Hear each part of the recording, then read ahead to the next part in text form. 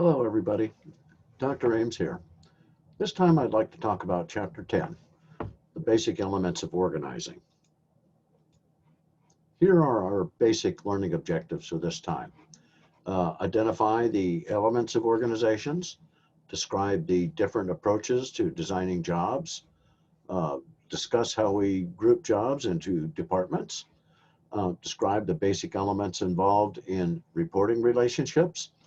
Um, we'll talk about how authority is distributed in organizations, how we integrate and coordinate our activities, and the basic ways and positions that we can take in an organization that cause us to be differentiated in different ways. Let's just start with a couple basic definitions. Organizing is just deciding the best way to group our activities and the processes that we might undertake. It's how we use our resources and inputs and so forth, how we get things done. Um, Organizational structure, it's really, we could look at it as a set of building blocks that we can set up to configure how our organization appears to us. And of course, building blocks come in all manner of shapes and sizes and can be configured in different ways. And certainly that's a good way to look at organizations. They can be tall or they can be flat, or they can have many sideways departments that are very common and have a lot of common interests, or they can be more vertical where they have a lot of departments and so forth that are much different, that their differences are based on functional things that they each are experts and skilled at doing. But really, when we start talking about organizational structure, we need to talk about job design. Now, job design is really nothing more than determining what are the specific job-related duties of any given job that a person has to do. So, in other words, their work-related responsibilities, their job tasks. And really, when we talk about job specialization, this is really a concept that grew out of division of labor concept.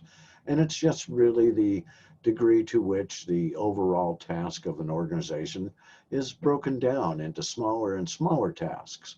And we tend to do that as a culture in America. It's a very rational and logical approach that we use to get things done. But it did evolve from the basic concept of division of labor. And we really inherited that a lot from Adam Smith, who talked about it considerably in his treatise, Wealth of Nations. Well, there are a lot of benefits from job specialization. The idea is if we break a job down into very small parts, then we can get a person to do them. They can get very, very good at doing one thing over and over. So they do become very proficient at the task. And because we have many tasks generally to accomplish any one overall task, if we're making something, it'll take a number of tasks. The time between those different tasks will slow down and decrease over time as we get better and we do it the most efficient way. And another benefit is because we are so focused on doing one particular thing that we can develop whatever piece of equipment we need, usually fairly easily, to help us do that task. And certainly because the task is narrow in scope and people do not need to know a broad range of skills or even a very specialized skill, you need to learn how to do one thing. So you can replace people fairly easily if you really go to the very micromanagement side of job specialization. Um, but certainly there are limitations of this sort of approach. For the average human, breaking things down into one task and doing it repetitively, and it can become quite boring. It is not a satisfying sort of work environment either. People do not want to do mundane tasks. They want to do something challenging that takes some skill, some cognitive process, and so forth. So that by its very nature, job specialization is unpleasant generally if it's taken to its extremes by most people. It just doesn't work, and it's certainly not an attractive way to spend your entire workday. So, because of all the downside and the negativity of doing one repetitive thing over and over, you're not really getting all of the benefits from job specialization.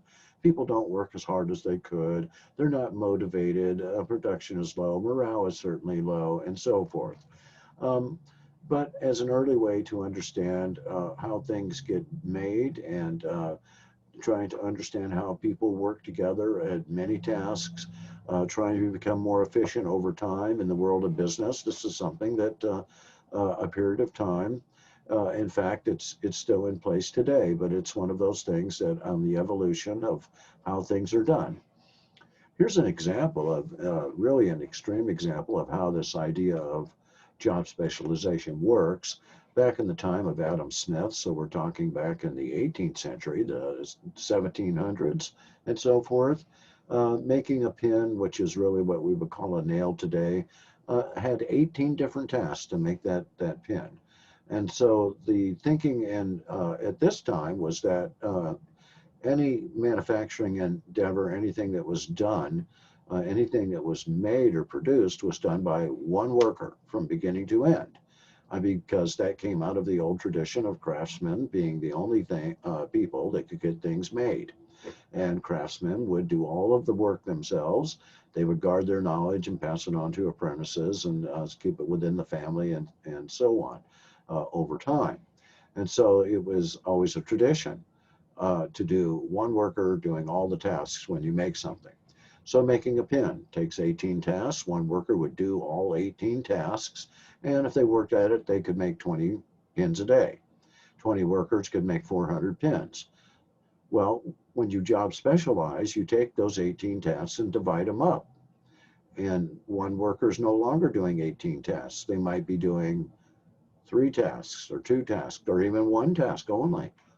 And so with specialization, those 20 workers now make 100,000 pins a day. One worker can now make 5,000 pins a day by job specialization. So that's 20 pins a day per worker versus 5,000 pins a day. Now, this is an extreme example, but just think how boring it would be to do 1 or 2 of the steps all day long over and over of making a nail. It's not the kind of thing that makes you want to take up a career. But it was an evolution in economics as we've learned over time, uh, different processes and ways to understand on the macro level what's going on, and also down at the micro level where we are dealing with things like job dissatisfaction and so forth. And that's really what happens. And that is the big downside.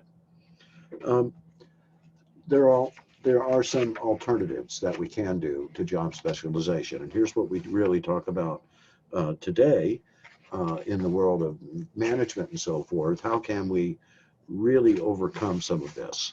And so um, the alternatives really are these three, or these are the ones that are talked about the most in management textbooks and so forth: job rotation, job enlargement, job enrichment.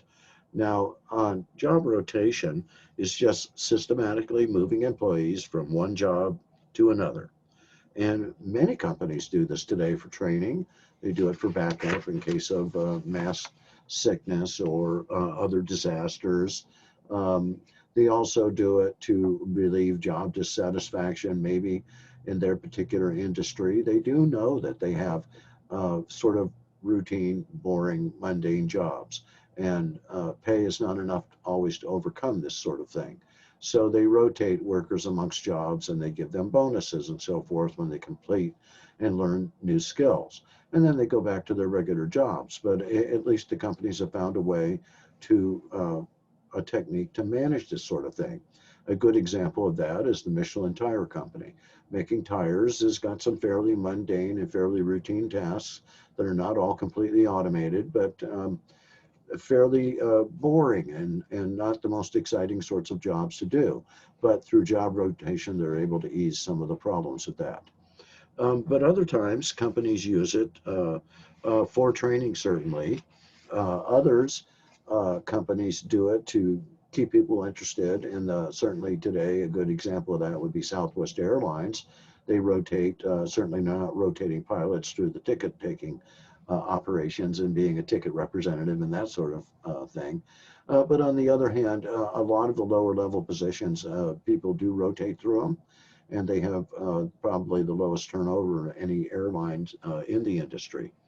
Um, General Electric, for the longest time, before the more recent hurricanes in years previous here, workers at plants in Puerto Rico owned by General Electric, they would rotate to new jobs every 6 months to alleviate boredom and also to teach them new skills, make them more valuable workers and so forth. And General Electric would give pay raises to the workers who um, every time they mastered new skills and new jobs and so forth. Now, another thing to do, actually, these two things here, job enlargement, job enrichment, what we really do the most these days is alternatives to dividing jobs down into so many basic, reducing them into tasks that they're so boring, is we do the opposite. We give job enlargement and job enrichment. So job enlargement simply means we increase the total number of tasks that you're going to do overall. We're going to give you more work. And so the idea of this is if companies give you more work, that means not just you, but also your manager is taking on more work. And so companies do that to avoid having to hire more people. It keeps costs and expenses down. It also gives you an opportunity to learn some new skills, even though you may not necessarily, as a worker, see it from that perspective. But it does give you that opportunity. This is very similar to job enrichment.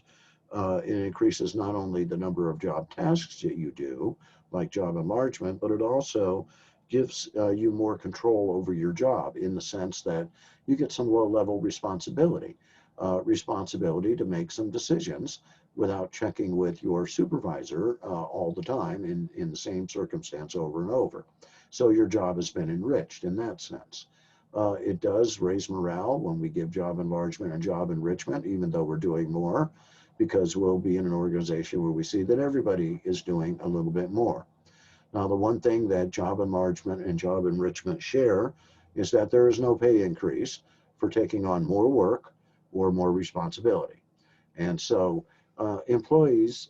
organizations are really hoping that employees come around to the thinking that the reason we're doing this for you is to increase your career development, to increase your professional competence, to give you the opportunity to grow and develop and indeed learn new skills and gain responsibility.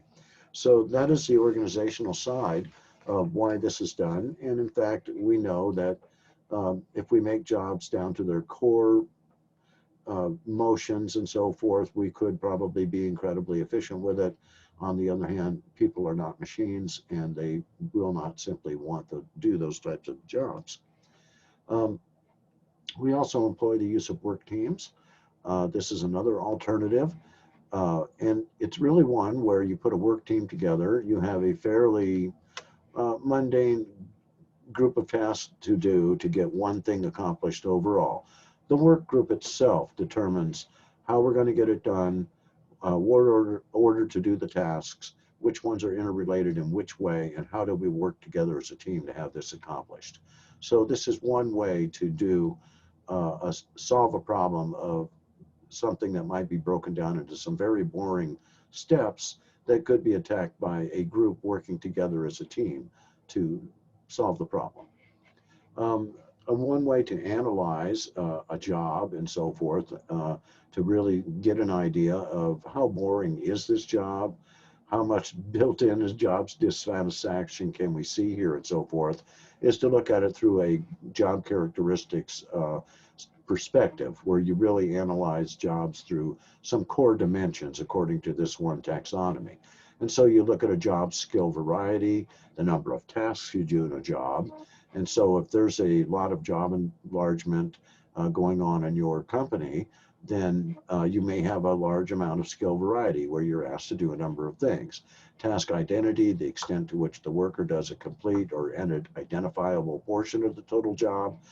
How many steps of a complete job are you doing as any given person? Are you the specialist that does the whole report from beginning to end, all the parts of it, and the necessary with the necessary skills that might be required? Task significance, the perceived importance of the task through the eyes of how important does the worker perceive this job, how significant. are they made to feel, or how significant do they just feel through expectations and so forth? How much autonomy does the worker have? Autonomy is about how much control do you have during your day over what you do. Are you constantly supervised? Do you have the type of environment where the supervisor is expecting the worst and is constantly looking over your shoulder? Or are you fairly left alone to do your job, and you contact the supervisor as needed or see them at regular intervals?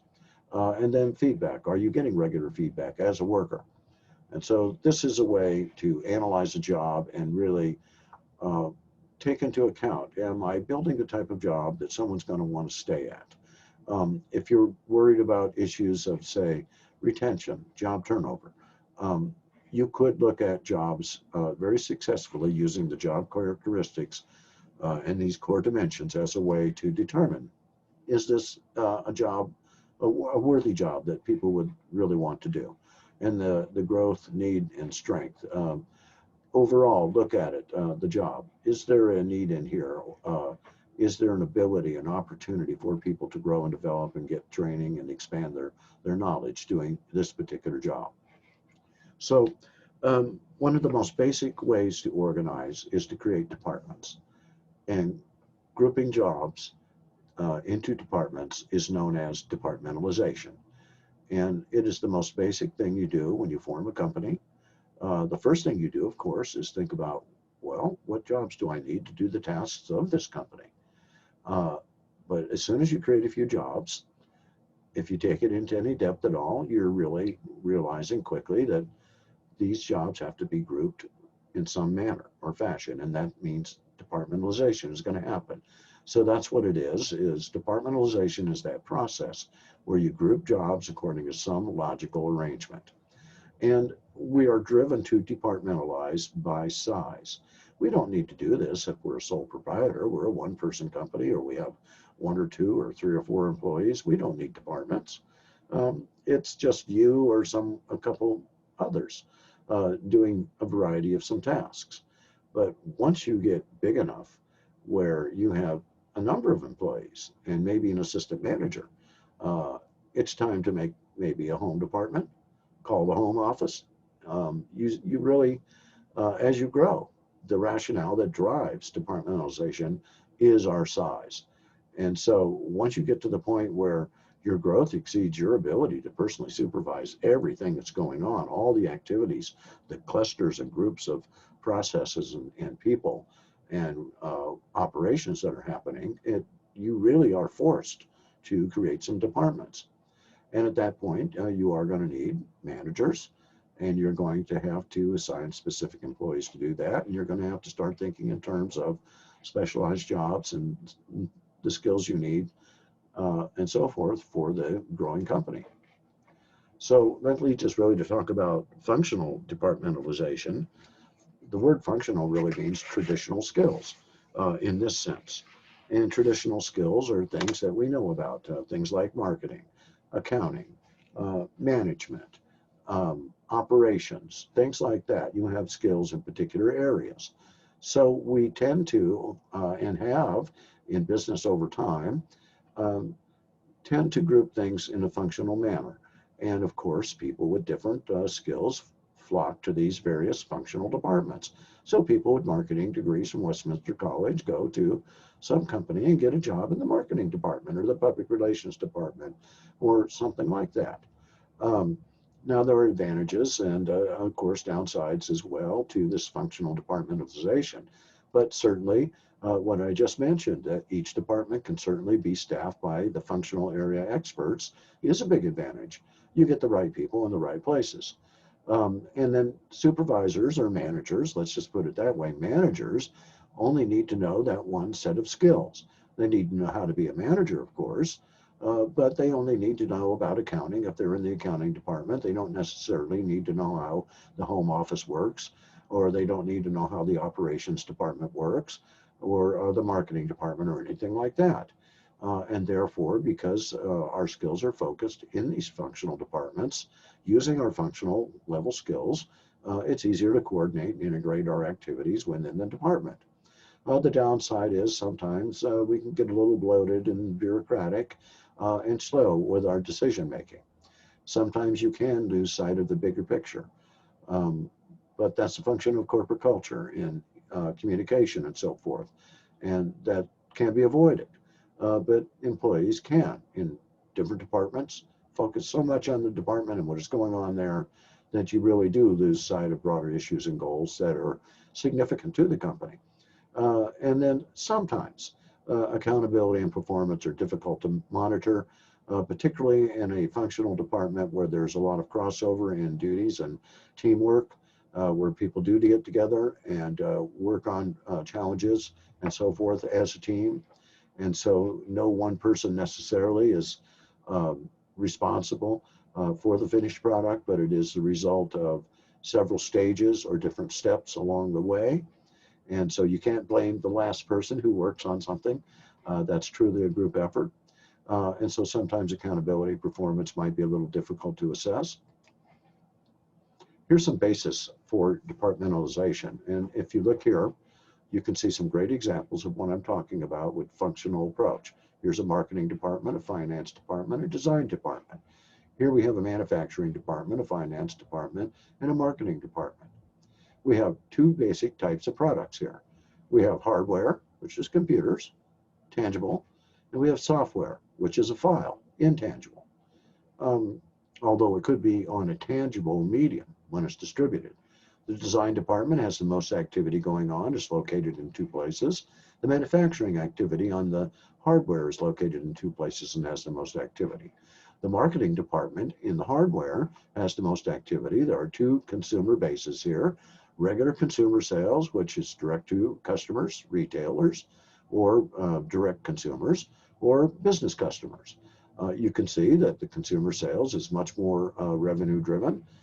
In fact, there are 5 different regional departments in the United States where consumer sales are happening. So here are the departments. One interesting thing that you can notice is we've got a duplication of 2 departments here. Marketing and finance exist both in the software side and the hardware side of the company. Now, there is a question there, and each company would have to address in its own manner, deciding what is the best way to handle that. Is it smartest? Because software and hardware are not the same things whatsoever. Do we really need to have the two integrated?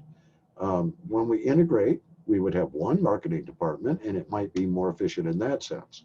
It might not be more efficient from the sense of if these people are working in Chicago and St. Louis, and these people are working in Dallas and Phoenix, then our marketing department should not be over here. And our finance department, likewise, should be over here where our operations are. Because you're assuming that somewhere at some point, these locations are going to be in the home office in particular. So there are many levels to analyze this as far as duplication goes. It makes sense that they have a separate marketing effort for software. We know from how business works that each product has a different SBU, is considered an SBU, and has a different business level strategy in each market that it operates in. So software being a completely different product than hardware, and being many varieties of software and so forth, probably best to keep it separate and the operations over here where it belongs, together also with the finance. And the same thing over here for that. So you can see that departments are incredibly important for how we understand the company and how efficient we can make ourselves work. Now, here's another type of departmentalization. We're probably always going to have a certain mix of functional departments and then other departments that are created or named and are appropriate in the context of the business situation we're in. So maybe we make something. Well, in that sense, it could be likely that we're going to have a department that has some sort of product relationship, some sort of named after the product or a variety of products. And there is an upside and a downside to product departmentalization. For one thing, it is an advantage that all your activities are associated with the one product. Everything is integrated and coordinated. It works around the product. That is where your focus is on the company. That product, that department, and the operations in it, and all the processes are going to be getting the most significant attention, and the controlling process. So you'll be gathering your feedback and the most information in those areas. And so it will be easy to integrate activities and coordinate things, particularly if you have related products. And then if you have families of products, then you certainly have some real advantages by grouping together by product. Um, and you can make decisions quicker. There's no doubt about it when you are associated in those sorts of ways. This creates a sort of synergy. You can do your performance assessments of individual products or product groups or families, however you want to call it, but your assessments are very much easier to do when they're all in one department and it's set up that way, or a series of related departments. The downside is, again, just like it is in any functional department, managers may focus their attention on the product to exclusion of the rest of what's going on in the company. And certainly you could make an argument, well, that's what they're supposed to be doing. But it is a downside. And again, communication is the key to making sure that that particular downside doesn't happen. Now, there may be some increased administrative costs when you product departmentalize, because generally what happens if you group this way is, and your emphasis, your focus, so to speak, is very much on development of the product or new features or new products to go with your existing ones, then you're going to have some experts. These are middle manager level individuals. They are hired for their particular skills. They might be entrepreneurs, scientists, product experts, or product champions in various levels. And so there's a little bit more bureaucracy and a little bit more overhead costs associated with this way to go. But if you're making something, it certainly makes sense to have these sorts of individuals. In fact, that's how you beat the competition. You have the best experts, or you at least have access to them. Now, the same thing is true about customer departmentalization. This is where you're focused on your constituencies, and there's no constituency more important to any business or endeavor or industry, as far as that goes, than your customers. And there are upsides and downsides here. The advantage of focusing on the customers and departmentalizing that way, and think about it, if you're going to departmentalize with along customer lines, then you're going to have a lot of knowledge workers. They're going to be gathering feedback. They're going to be doing things that gather information from customers, deal with them on a regular basis, and interact with them, and so forth. So you're going to have skilled communicators, specialists who can deal with your specific target segment and so forth, your customer groups. The downside is you do probably need more people to do this. So a larger administrative staff, and you do have to integrate what you're doing with the other activities of your organization and so forth to make sure everything goes smooth. You can't just be spending all your time on finding out what your customer wants and how to please them without actually making it happen. And so that means you have to integrate with the rest of the company.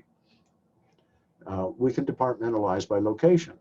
And certainly, as you spread your products out around the world in different foreign markets and so forth, and families of products, your operations become more international in scope and in more diverse in activity and so forth. You're also going to have advantages and disadvantages. So if you do it by location, then generally you're in that location for a reason. And generally you can respond in that region to any unique customer characteristics that pop up, any environmental concerns about maybe you're located there because that it's a source of an input that you really need, or it's a source of labor, and you have to respond quickly. Well, you'll be able to do that if you're actually there doing it in the field, so to speak, by location. You're there for a reason, and you exploit that reason. And of course, you have to respond carefully to protect your interest in a situation like that. The downside, again, is you start accumulating more locations. You start accumulating more staff in each place. That leads to a larger administrative staff, so to speak, overall. It means coordination is harder, integrating efforts is harder, It simply means the bigger, more complex you become, the more dynamic your activities, the harder and harder it becomes to manage those activities. And so uh, that's a that's one of the things that happens with size and complexity for any business, almost in any industry. And so location departmentalization is an indication that you are growing in size, that you are diversifying, that your scope of operations is increasing. Now, we can also group ourselves with focus on the departments, but those departments could be um, filled with knowledge workers that are dealing with information that is grouping things by specific units of time. You can also group things by sequence, by the process that things go through, and so forth. The various processes could each be considered a different department depending on how significant those processes are, and so forth. You could also group by the type of customers you have.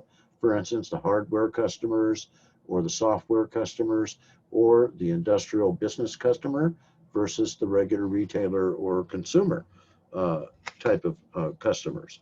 So um, you really could do things a little differently depending on the specific nature of your business context. And one thing to consider is that it does get very confusing in business sometimes trying to identify what is what. For instance, we know the levels of management can be a little confusing sometimes, particularly trying to figure out is this job title reflect a middle manager or a first level manager? We can identify the top managers, for example, very easily. They're either VPs or higher. But first level and often the middle managers are hard to identify. Well, it's the same thing, the same concept here with departments. I mean, they're called divisions, units, sections, bureaus. None of those words in particular indicates the particular level or significance. And in fact, we could probably come up with some others that are similar synonyms for this. And so organizations are likely to employ as well, not just one type of departmentalization, but multiple levels of departmentalization. And in fact, they could have levels within levels, and they could have interesting mixes of the different types of departments that you could come up with. Now, let's just talk a little bit about reporting relationships. First of all, chain of command. This is simply a conceptual thing that you can see through a hierarchical chart and so forth, like you can the bottom one, the scalar principle. Um, but the chain of command is about tracing authority, clear and distinct line amongst all the positions of an organization. The chain of command tells you who reports to who. Now, unity of command is a little bit different. It's about your reporting relationships. And it simply says that each person within an organization reports to one and only one boss. And you can imagine if we didn't have unity of command, what chaos there could be. Anyone higher than you, for example, in the company, walking by, a middle manager of any type, any department, could stop and start telling your people what to do if all you were was a first line manager. Now, that's fine in the military because that's how the military works, within reason. Um, but so unity of command prevents chaos, and there's distinct line of reporting. So unity of command, one and only one boss. Chain of command, who reports to who amongst all the different positions in a company. Now the scalar principle means that you ought to be able to trace the lowest level position in any company, an unbroken line in authority of reporting relationships from the very bottom, most position in a company, all the way through to the very top. And you can do that with a hierarchical chart for certain that lists every job in a company. Who reports to who, you would go through the tree and trace their way up. That is very similar to the chain of command. The chain of command is really meant to focus in on this is who reports to who within a certain area of a company, certain department, and so forth. Uh, Scalar principle will tell you exactly what are the lowest jobs in the company, the lowermost positions reporting to the lowermost first level managers, and so on, all the way up the chain. Now, span of management is often referred to as span of control. And really, span of control is just about the number of people who report to any given manager. And it's as simple as that. We can have a narrow span or we can have a wide span. Now, a couple different researchers over time have really looked at this idea of, well, what is the optimum number of persons that should report to any given supervisor? How do we know when enough is enough, so to speak? Um, well, one researcher said, well, maybe 30 people for one lower level manager, up to 30. For executives, it ought to be different. For executives, say, that would be top managers, and also for middle managers, it ought to be only maybe 3 to 9, somewhere about there. Uh, but so many factors really affect this. There is no true consensus on this issue. Um, the span of control, whether it's wide or narrow in the number of people who report to any given person, just depends on so many factors. Your job itself, the amount of decision making that you have to do, the amount of administrative work that you have to do besides your supervisory work. Uh, how fast is the company growing?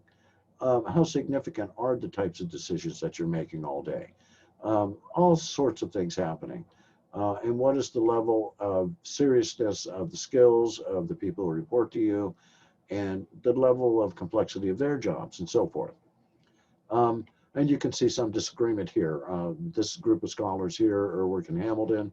Executive span should never go over 6. So that would be for the CEO, for instance, should never have more than 6 VPs. Well, certainly we could look at many organizational charts where that's not the case, that more than 6 VPs are reporting to some presidents and CEOs, just depending. So there are many different types of factors that influence your span of management. So here's just a few of them and so forth of how this really works. Um, but again, uh, research is not settled in this area, and you can see some of the factors here: the competence of the supervisor and the subordinates. The greater the competence, the wider the potential span. So think about it for a moment. If the supervisor is what we would consider a competent supervisor, and that supervisor looks at his subordinates and says they are skilled, they know how to do their job, they are competent, and he believes that, then that supervisor probably could take a few more workers, right? A larger span, because of the competence of those workers, requires him to have to spend less time with them because of their level of competence. And so each of these conditions here, you're looking at, how does this affect how much time that the supervisor has to spend with this employee? How does it affect that particular relationship? If it means they have to spend more time with the employee, probably the span should be narrower. If they could really not have to spend much time with the employee because of that factor, then maybe they could have a wider span. So the extent of non-supervisory work, for example, right here on this third one over, in the manager's shop. So the non-supervisory work is what? It's paperwork, it's desk work, it's decisions, it's being on making email and answering email and all of that stuff. The more non-supervisory work, the narrower the potential span, and so forth. And you can see the different considerations here that you would have to take into account. When you really try and figure out, well, what would be the span of management? Well, it's going to vary by industry, by organization, by size of organization, homogeneity versus complexity of operations, decision making, all of those sorts of things. Um, that leads us really to talk about tall versus flat organizations. And certainly, this is a concept that is really something that we should understand completely in business, because there are certain characteristics associated with both in such a general way. And there are many different metaphors and perspectives we could use to explain both flat and tall organizations. It involves our decision-making stance, whether it's centralized or decentralized. It involves whether we choose job enrichment and job enlargement, or do we choose bureaucracy and so forth? So many things are tied up in this notion of tall versus flat. And so here's just a few things here. Certainly, tall organizations are more expensive. There are more managers and more levels of management in a tall organization. That is one of the characteristics that's caused us to call it a tall organization. There are more, obviously, communication problems because of the number of people through whom that information must pass. And so, communication problems, not only that, things take longer for that exact same reason. Flat organization, higher levels of employee morale and productivity. More administrative responsibility, on the other hand, because there are fewer managers. So those managers have more administrative responsibility. Um, and that responsibility gives them wider spans of control. Um, these sometimes don't go together. They have more supervisory responsibility because flag organizations have fewer people overall, so everybody has job enlargement. Everybody, in particular the employees, have a lot of job enrichment to go along with it. They get to give a little bit more, they get to have a little bit more responsibility in a flat organization. And there are many other comparisons we can make and that we will make over time in the course. And here's one really quick way to look at it. What's different? Here's some hierarchical charts, organizational charts, tall chart, flat chart, or organizations. What's different? Right here, this level. These are the middle managers, right? First level managers at the bottom, report to middle managers, report to the top managers, which would be VPs here or VP here, middle managers and so forth, managers, assistant managers. Here, VPs, first line managers, first line managers, depending on how you want to break it down. Levels missing here are these middle guys, middle managers. And generally, if you see a cutback in personnel in any company in any big way, these here, these middle managers are the first to go, not the worker bees, and certainly not the first line managers if they can be helped, because these levels of management are the ones that make your company money. They're getting the work of the company done.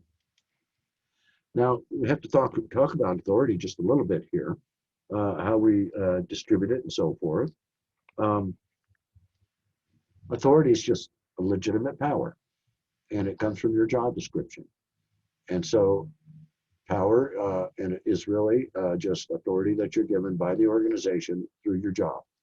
Um, if you give up some of that power to someone that you supervise, then that's the act of delegation. And it's just the process by which you assign a portion of your workload, really. You're giving off some of your work. The reasons you do it, so you can get more work done, certainly, or maybe because most managers are overworked and uh, you can utilize the skill and talent of your subordinates. But it's more than just that. You getting rid of your work on your subordinates and so forth. They are going to get to learn some new skills, hopefully some new abilities. It will grow and develop them. They get to participate more in decision making and problem solving and truly are brought in more. And so this is considered professional development. This indeed is job enrichment and job enlargement. And so um, employees don't always understand that, but that is one of the reasons sometimes that managers want to do this delegation. And this is brings us to really talk about those problems in delegation. Managers, sometimes they're reluctant to give loose their work. A lot of times this is ego driven, it's personality. They have that thing in their minds that the only way to get it done is to do it themselves, or that you want it done right and so forth. That's really not a very smart concept in today's business world. Work is increasingly specialized and has specialized skills that are required, and the subordinates over here have those skills and know how to do it, and you should be listening to them and talking to them. And so, for whatever reason, many managers are very reluctant to delegate. They may not know how to go about it. Uh, Disorganization. Uh, there's so much going on, maybe a dynamic, uh, complex environment is going on all the time. and they simply can't really get to it in a way that makes sense or figure out how to plan it.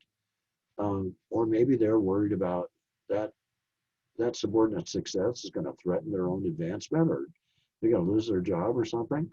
Uh, that's really not a very smart concept. That the subordinate is going to take your job. Um, or a lot of times it is this one here, the manager doesn't have the trust or in the subordinate to do it, just doesn't think they can do it.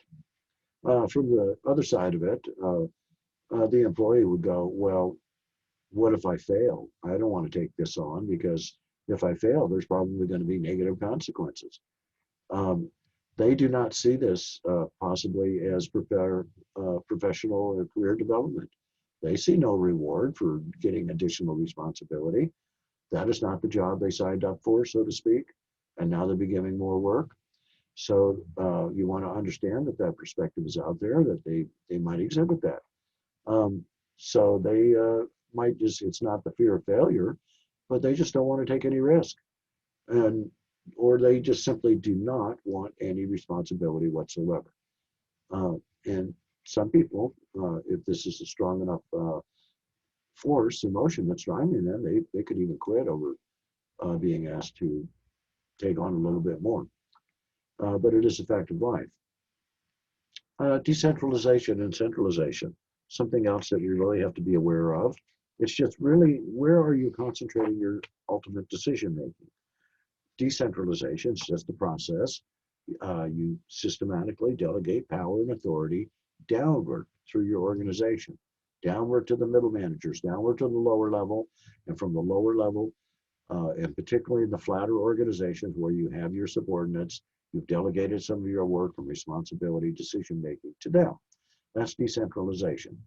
Fewer workers, fewer managers, everybody doing more. Decentralization. Decisions are made more on the spot.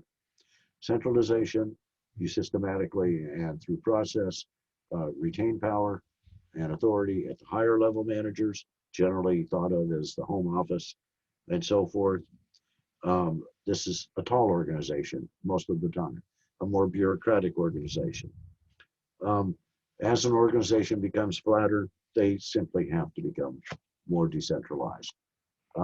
As an organization becomes more centralized, they tend to have already taken on more levels of management and so forth. Um, what you choose for your centralization choice, whether it's centralization or decentralization, really depends on so many factors. Um, the complexity of your environment, for one thing, like I've mentioned, whether it's complex and dynamic or whether it's homogeneous, where it doesn't change much, it's very predictable. Uh, but if it's full of complexity and uncertainty, you might want to choose centralization because you're being cautious, because the unknown is out there, because you're more in a defensive stance. So there are reasons why you might do one or the other.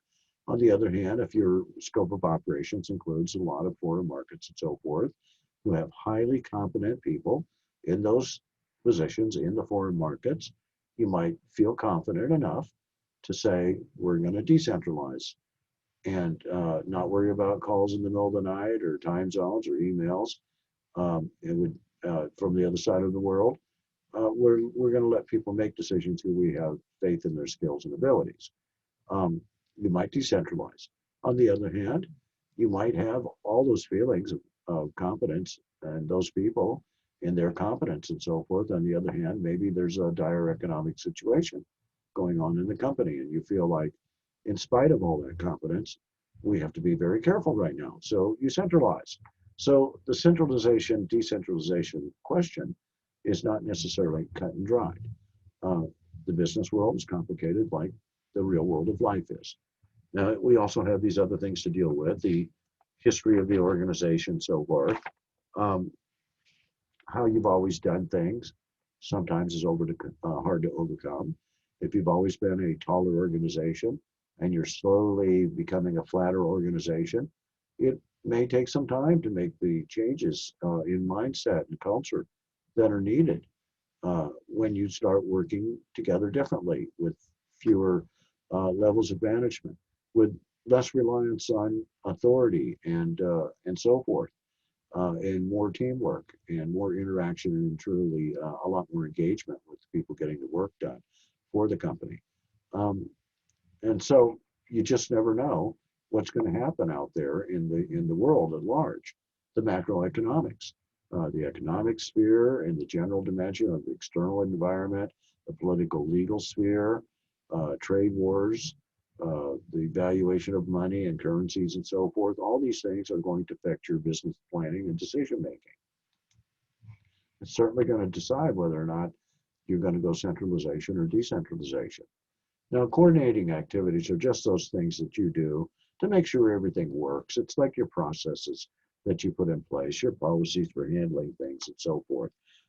It's just linking all your activities in the various departments, making sure they go smoothly, that you have the right liaison sort of requirements in place, the processes are there, and so forth.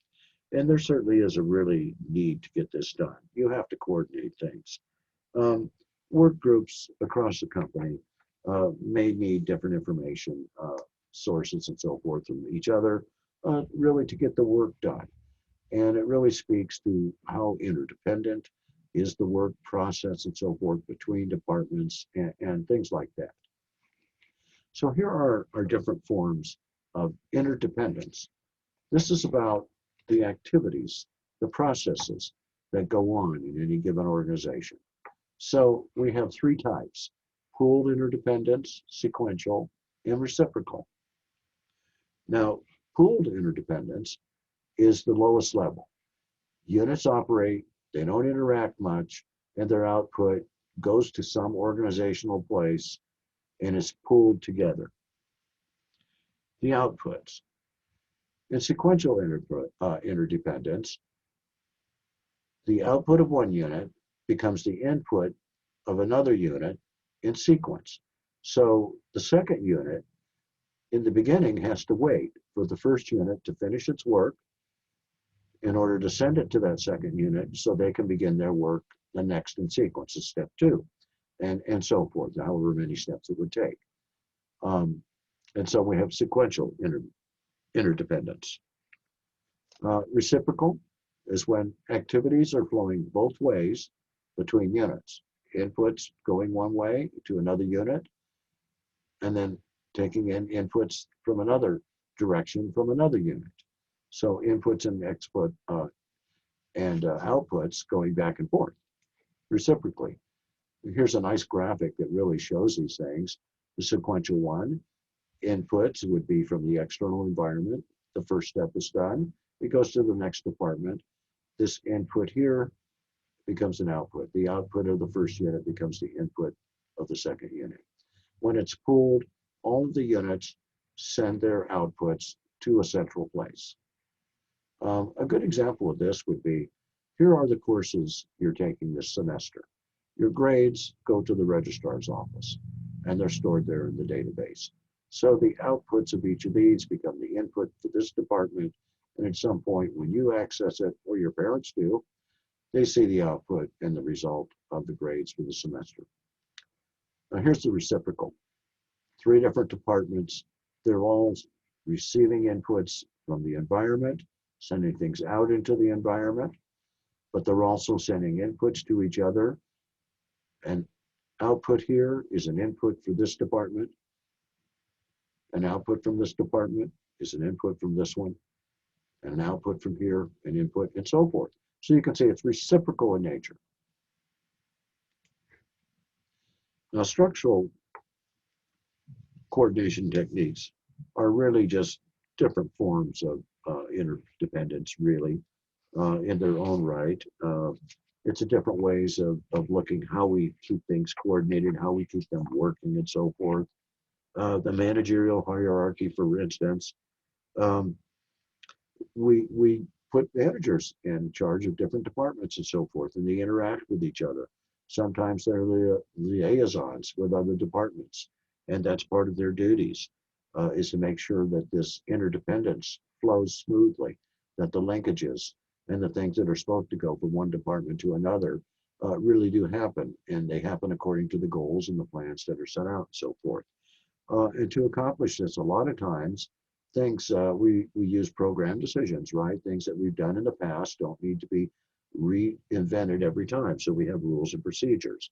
And these are just routine ways to coordinate activities using a procedure that we follow, rules that we follow in certain instances every time. We do it the same way.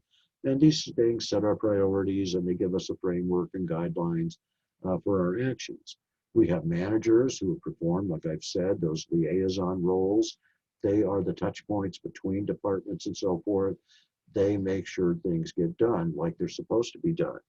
So a manager will coordinate with another interdependent unit, acting as that common point of contact, facilitating the flow of information, the flow of coordination and cooperation as well. Um, and then we would have to say, we've got task forces. And task forces are things that we've learned to do in recent years and that we're getting better at all the time. That we use task forces and so forth to get the work of the company done. Particularly when you have a lot of units, a lot of interdependently operating departments and so forth. You need task forces to accomplish certain things, and they cut across departments and so forth. Um, and so the need for coordination and so forth is really acute when you're using task forces. That's a lot of times, that's why you form them, so that you can draw people from different functional departments and so on in a company to get a diverse amount of viewpoints and so forth when you have some good challenges to really work on. You always want to keep in mind that integration, whenever possible, examine the reasons you may have some duplication of effort. I talked about in that one organizational chart how we had duplication of marketing and finance departments. Would it make sense to integrate those or not? That would be something the company would really just have to look at and say, does it really make sense? Yes, there is some duplication, but does it make sense? Is it reasonable duplication that otherwise would just make things take longer and not make any sense really efficiency wise? Um, and so integrating departments and so forth is always something that you want to consider. Uh, Everything today is done electronically. And so you have to be very good with your time management. Generally today as a manager is part of the controlling aspect or just keeping up with what's going on. You have to have the ability to check your email frequently and check your calendar and make sure you're keeping up with your deadlines and so forth. And so just being a manager in any industry today, honestly, is a challenging position. And it's one that does require you to use all the tools that are at our disposal, particularly the electronic ones today. Um, and so here you can see the different things that I've just talked about. Here's a good summary slide about the hierarchy and so forth, how the manager can be a liaison, how we do follow rules and procedures and so forth. And here, exactly what I was speaking of with the last couple of topics there, that we use our electronics today and our internet and so forth to really get all our work done. Just the final topic here as we wrap this up. Uh, we talk about authority again. This is another couple of definitions for you. Line positions are those positions are in what we call the direct line of chain of command that you can report, you can trace back who reports to who quite clearly. And that if an order is one that is given from authority above and so forth, line positions are the ones that have formal authority to legitimately enforce orders or directives and so forth. And the idea is it's not the military, of course, but you do have to follow the directives of the top people in the organization because their directives and so forth are really focused on accomplishing the mission and goals of the organization. So line positions in particular. Here, one distinction to make is about line positions are often considered those first level positions, the first level managers who supervise operational employees. They are in the direct line of command. They are enforcing the directives and policies of the company under the direction of some middle manager that they report to, in turn reports to a VP, in turn reports to the CEO and so forth on up the line. They have authority delegated by virtue of the job that they hold. Now, staff positions are different.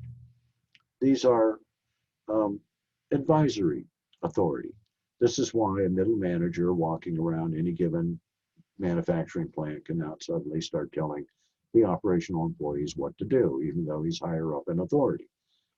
That's staff authority. It's administrative, and their purpose is to have the middle manager is to supervise the first line managers and to give them advice and show their expertise and so forth and support those line positions.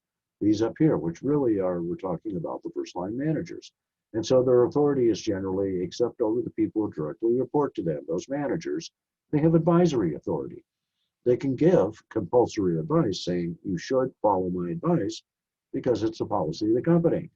Um, but certainly someone from another department who's a middle manager or a staff manager of some type simply can't come along. We would have chaos. Nothing would ever get done.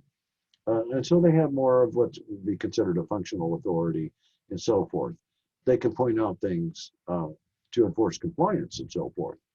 And they can tell that manager to cease and desist operations rather than telling his employees to cease and desist operations to tell the manager and so forth. That's who they have direct authority over themselves. Administrative intensity, finally, just to finish up this time, um, is the degree to which your managerial positions are concentrated in staff.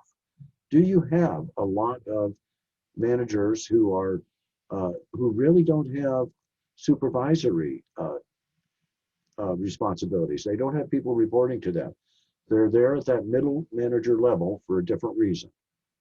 They are scientists or entrepreneurs, like I've said, or product champions, uh, something like that, inventors, and so forth. And so the degree to which you have this type of staff, particularly if you're a big manufacturing company, you might have a lot of product departmentalization going on in a large part of the company, and you will probably have these various types of experts that are needed to get the work of the company done. Okay, folks, that's all I wanted to talk about this time. I'll talk to you again soon.